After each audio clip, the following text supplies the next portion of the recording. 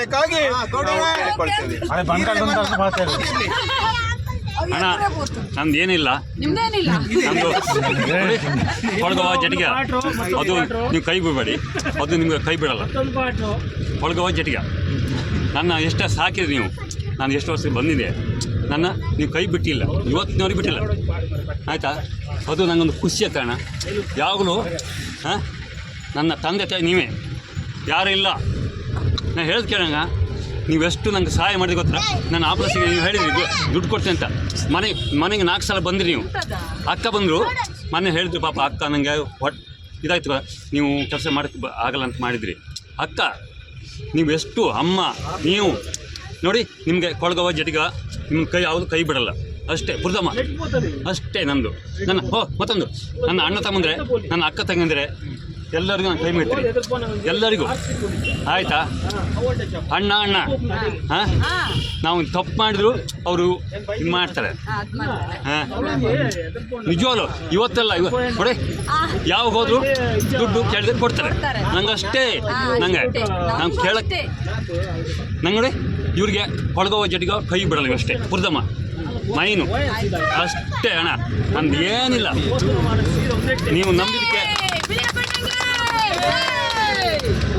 ನಮ್ಮ ಬಿಳಿಯಪ್ಪಣ್ಣಿಗೆ ಧನ್ಯವಾದಗಳು.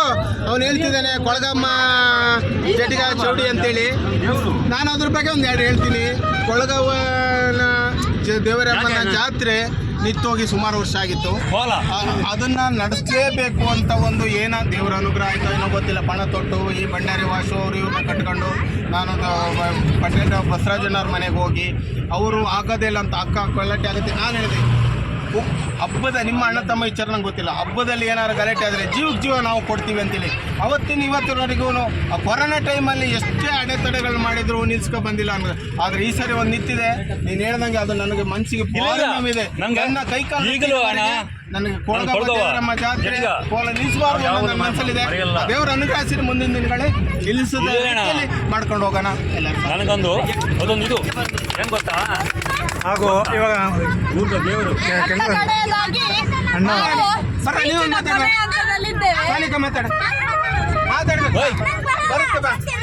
ನಮ್ಮ ಡ್ರೈವರ್ 2 ಮಾತಾಡಿ.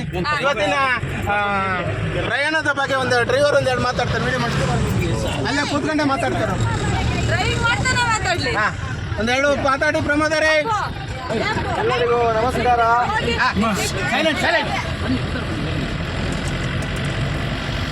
ನಾನು ಎಲ್ಲ ಟ್ರಿಪ್ಪಿಗೆ ಹೋಗಿದ್ದೀನಿ, ಬಟ್ ಈ ಥರ ನಿಮ್ಮ ಈ ದನಿಗಳು ಈಗ ಕರ್ಕೊಂಡು ನಿಮ್ಮನ್ನ ಬಂದಿದ್ದಾರೆ.